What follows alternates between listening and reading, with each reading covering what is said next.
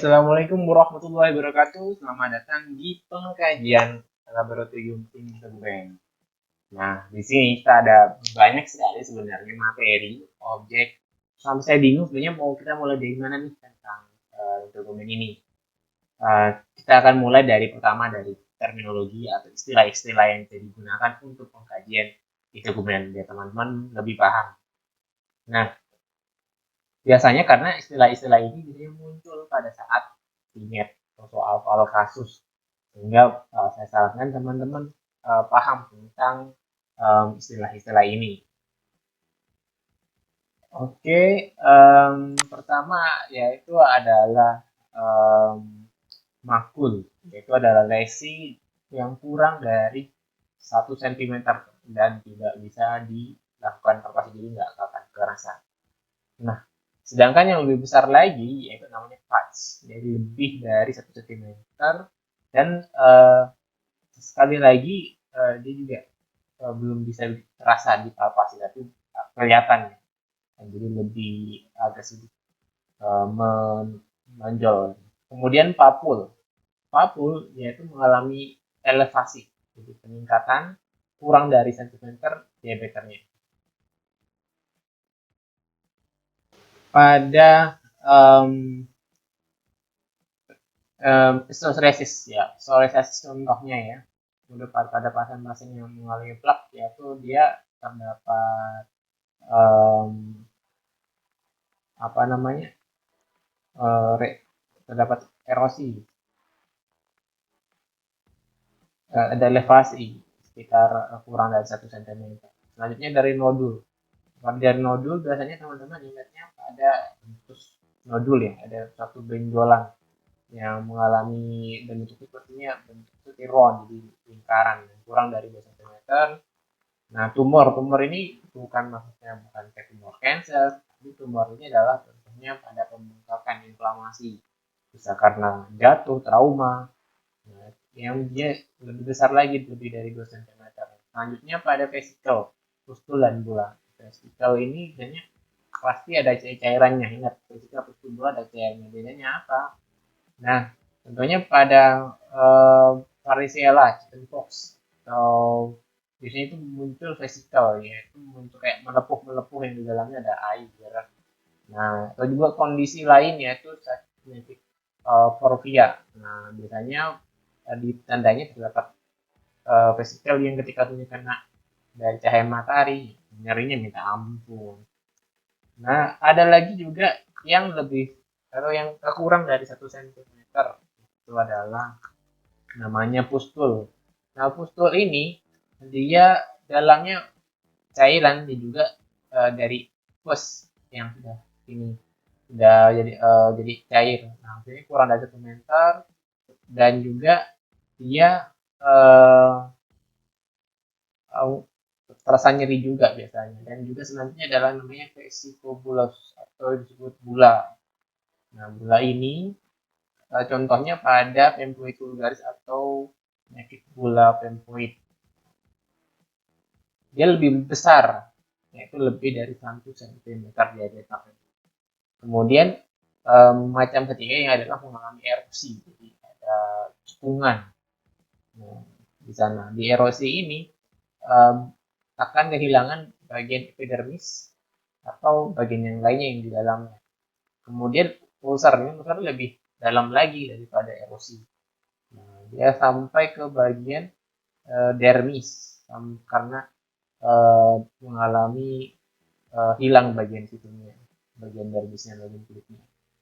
Nah, itu istilah-istilah yang teman-teman penting untuk pahami. Setelah teman-teman sudah keren nih, sudah paham beberapa istilah, saya ajak teman-teman istilah-istilah baru sekaligus melihat apa itu seperti plak. Plak ini bentuknya padat dan juga ada terdapat lesi. Contohnya pada sakit psoriasis, bone disease, mycosis, psoriasis eczema, atau juga tinea corporis. Nah, selanjutnya juga ada namanya patch. Itu warnanya sedikit berbeda dan dia agak melanjutin nggak akan kelihatan, nggak akan terasa teraba, nggak akan teraba. Nah, dia lebih besar dari 1 cm. Contohnya ya penyakitnya itu adalah pada pasien-pasien vitiligo. Nah, biasanya pada plak ini sangat gatal ya, apa namanya, pengen garuk gitu. Dan sangat kalau misalnya digaruk bisa akhirnya jadi merah. Selanjutnya yaitu adalah vesikel. Nah, vesikel itu baik nih ada airnya di dalamnya, seperti kayak melepuh, seperti kayak terbakar. Contohnya pada pasien-pasien zoster, atau juga hepatimplex. Nah, yang zoster itu yang sebelah kiri, yang simplex itu sebelah kanan. Simplexnya itu pada pasien-pasien HIV ya. Nah, ini bula ini seperti kayak kebakar. Nah, di dalamnya itu banyak cairan dan itu besar ya diameternya. Contohnya pada pasien-pasien bula pemphoid atau bula impetigo, atau juga pemphigus vulgaris. Nah, selanjutnya ada juga yang namanya pustul. Pustul ini dalamnya nanah, jadi kelihatan kuning-kuning. Nah, dan juga sangat purun karena di situ ada bakteri, ada sel darah putih. Contohnya pada pustular psoriasis, juga impetigo atau folikusitis. Selanjutnya ada namanya juga nodul ya. Ya, dia ada cairan, ada juga dia berupa bulan padat ya. Kayak tadi ya, rheumatoid yang ada nodulnya, atau juga penyakit-penyakit lain. Contohnya apa? Ada jerawat. Oke, kita lanjut ke beberapa penyakit lainnya yang saya rangkum sedikit. Yang pertama yaitu adalah teman-teman tahu ini adalah jerawat ya, masalah remaja yang lagi puber, lagi jatuh cinta. Jadi sebenarnya pasti masalah jerawat lah, kan banyak ya di iklannya. Nah, jerawat ini dia mempunyai namanya pustul vesikel di dalamnya. Nah, gimana sih kok bisa terjadi jerawat terutama pada remaja? Nah, di sini ceritanya ini pada masa-masa puber age itu disebabkan karena faktor hormonal, dan juga sebenarnya banyak multifaktoral lainnya yang menyebabkan orang itu mudah berjerawat. Nah, contohnya adalah hormon androgen yang berperan penting untuk menyebabkan terjadinya jerawat. Nah, kenapa? Karena dari androgen ini dia meningkatkan yang namanya adrenis atau sebum produksi. Nah, sebum ini biasanya pada pasien remaja-remaja. Sebum ini dia bisa menyebabkan peningkatan terjadinya komedo. Nah, komedo adalah merupakan tipe lesi sebenarnya yang biasanya menyebabkan jerawat. Dia bentuknya seperti hitam, ada juga yang warnanya putih. Nah, di komedo tersebut seperti gunung berapi, jadi bisa mengeluarkan komedo tersebut. Dan akhirnya ketika mengalami erupsi, ya dia akan hilang seperti itu. Tapi hati-hati dengan uh, proses dari infeksi yang lainnya, ini teman-teman bisa paham hal itu. Sama dengan tadi yang saya baru dermatitis, sekarang kita belajar tentang temannya, yaitu namanya atopic dermatitis. Nah, apa yang terjadi pada atopic dermatitis itu biasanya dia itu eh, temannya asma. Jadi salah satu gejala asma, tapi juga menyebabkan terjadi atopic dermatitis. Yaitu karena dari terekspos adanya alergen tertentu, contohnya bisa dari terhubungan atau bulu apa ya, bulu dari apa namanya, dari ayam ataupun dari burung, misalnya yang menyebabkan terjadi hal bisa terjadi. Jadi kita harus tahu betul apa yang alergennya itu. Nah, hipersensitif apa itu? Nah, tipe 1 yaitu menyebabkan peningkatan dari histamin yang mengaktifkan dari H1 reseptor yang bisa menyebabkan terjadi bronkokonstriksi. Jadi atopic dermatitis ini biasanya relatif dengan asma. Nah, kenapa kok bisa? Karena tadi dari kulit itu bereaksinya seperti atopic dermatitis, tetapi di bagian saluran pernafasan mengalami bronkokonstriksi dan juga bisa menyebabkan alergi lain. Contohnya adalah rinitis. Nah, jadi asma, rinitis, dermatitis itu satu paket biasanya. Jadi teman-teman mau paket apa ya? Langsung dapat tiga-tiganya. Langsung kita ke berikutnya ya. Nah, ini namanya adalah ichthyosis vulgaris. Teman-teman bisa lihat gambar di sini, jadi seperti kering ya, bahkan bersisik. Nah, ichthyosis vulgaris namanya bagus, tapi sayangnya ini bukan penyakit. Jadi jangan dibuat namanya anak atau adiknya ya. Nah, di sini di gambar ini ada namanya perubahan dari gen, namanya plugin tipe gen yang menyebabkan merubah dari faktor kelembapan sehingga akhirnya kulit menjadi kering. Nah, di sini kita butuh pelembab sehingga akhirnya tidak mengalami kekeringan seperti ini atau ichthyosis vulgaris. Di alergi kontak dermatitis ini apa yang terjadi? Di sini um, merupakan tipe hipertensi keempat. Nah, jadi satu tadi ya yang sudah contohnya pada dermatitis topik. Sekarang pada jenis kontak berbeda, dia lebih ke uh, keempat, hipertensi keempat. Nah, di sini kita melihat apa sih perbedaan pada dermatitis kontak ini menggunakan hipertensi tipe 4. Nah, biasanya disebabkan akibat dari xenofobi di tanaman-tanaman. Kemudian kita secara tidak sengaja itu kena namanya racun dari tanaman tersebut, dan kemudian akhirnya menyebabkan terjadi kontak, timbul kemerah-merahan, ada pelak juga yang menyebabkan terjadinya rasa gatal sangat ya, sampai akhirnya menyebabkan bentolan-bentolan. Nah, itu namanya dermatitis kontak. Ingat pada atopic dermatitis, nah itu biasanya terkena antigen yang mungkin terhadap juga akibat dari lingkungan. Nah, biasanya juga pada tadi perbedaannya atopic dermatitis akan selalu beriringan dengan rinitis dan asma.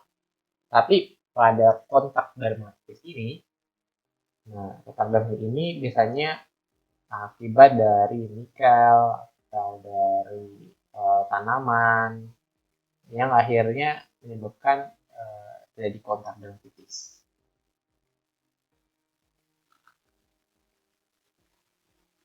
Ya, biasanya yang namanya urtikaria ini tadi lagi yaitu akibat dari hipertensi tipe 1 yang dimediasi oleh imunoglobulin E. Pertama nanti ketika punya hipertensi tipe 1 ini yang berperan adalah histamin. Histamin menyebar ke dalam pembuluh darah, vasodilatasi, dan terjadilah urtikaria. Di urtikaria ini terjadi pembengkakan dan kemerahan atau edema atau erythemus yang bisa disebabkan oleh makanan, obat-obatan, olahraga mungkin juga bisa, temperatur, atau dari stres dari pasien bisa menyebabkan terjadinya urtikaria, dan urtikaria itu bisa berbahaya juga ya, karena bisa menyebabkan pada masalah-masalah pernafasan juga. Oke, biar adil, tadi kita sudah lihat dari faktor-faktor penyebab penyakit kulit dari faktor infeksi. Di sini juga kita akan lihat dari biasanya dibanyak pada bahasa karsinoma. Nah, ini biasanya dipengaruhi dari sinar matahari lebih, misalnya pada orang-orang yang petani, nelayan, nah, itu sangat rentan terhadap terjadinya basal sel karsinoma. Teman-teman, adanya bercak plak tertentu, kita harus bisa mengidentifikasi dari warnanya, ataupun kita bisa merekomendasikan ke pelayanan ke dokter dermatologi ya, untuk mengetahui apakah ini merupakan sel ganas ataupun tidak. Terlihat pada gambar di sini, nah dari sini bisa loh jadi akhirnya dari cancer. Kanker kulit itu merupakan kanker yang berbahaya ya, terutama pada basal sel karsinoma. Selanjutnya saya kenalkan teman-teman pada namanya herpes zoster. Nah, herpes zoster ini disebabkan juga salah satunya akibat dari chickenpox. Nah, di sini pada apa namanya, herpes zoster akibat dari imunokompeten ya, dan juga akibat dari stres menyebabkan muncullah namanya herpes zoster tadi. Dia herpes zoster itu seperti melepuh dan menyebabkan terjadinya sakit ya. Nah, ini penyebabnya yaitu adalah karena varicella zoster. Terlihat di sini di varicella zoster atau yang penyebab dari herpes zoster ini terdapat cairan yang ada di sekelilingnya dan disebutnya vesikel. Nah, dan itu sangat sakit ya, karena dia akibat dari imunnya yang rendah. Oke, berbeda lagi dengan namanya herpes, apalagi namanya herpes simplex. Herpes simplex dia sama sebenarnya juga ada akibat dari imunokompromis. Biasanya dipengaruhi akibat dari pasien-pasien HIV yang CD4-nya menjadi rendah, dan itu biasanya terjadi kemerahan. Dan juga sama ada apa namanya, ada bulanya misalnya. Nah, itu biasanya juga mengarah pada genital, ataupun yang ada terbagi dua ya, HSV1 sama HSV2. Nah, HSV1 biasanya pada mulut, kalau HSV2 yaitu daerah genital, mulut atas, mulut bawah. Nah, itu adalah masalah-masalah pada pasien herpes. Nah, terus kemudian saya kenalkan lagi gambar dari sipilis. Nah, dari sipilis ini teman-teman bisa melihatnya dari gambar bentuknya. Ini akibat dari Haemophilus ducreyi yang akhirnya menjadi coklat konkret dan menyebabkan terjadinya sipilis. Sipilis ini mengganggu dari sistem saraf juga ya, sistem saraf pusat kita, dan juga terjadi kemerahan dan nekrotik. Nah, ini adalah gambar dari sipilis. Ngeri ya gambarnya ya. Oke, pada intinya ya itu adalah pemeriksaan itu. Kita mesti jeli ya melihat dari warna dan bentuk dari, karena kalau kita nggak jeli, nggak benar-benar tahu, ya, mirip merah aja, merah aja, atau ada nggak lepuh aja, tapi kita sebenarnya ada ciri-cirinya. Selain dari cirinya, kita juga perlu namanya pengkajian ya, pengkajian pada riwayat pasien, nah riwayat kerjaannya apa, atau dari pernikahan seperti apa, lingkungannya seperti apa, karena juga dari wawancara, dari background pasien juga akan mengarahkan kita ini arahnya kemana ini, ke herpes zoster kah, herpes simplex kah, atau ke penyakit mana. Nah, kita bisa lihat dari atau pola makannya juga, pola hidupnya sehat apa enggak. Jangan-jangan mengarahkan ke dari cancer ya, jadi riwayat keluarga juga ada nggak yang sakit cancer. Oke, teman-teman, terima kasih atas partisipasinya. Tolong like, comment di sini, jangan lupa subscribe. Dan juga jika ada pertanyaan ataupun saran, silahkan komen di sini. Assalamualaikum warahmatullahi wabarakatuh.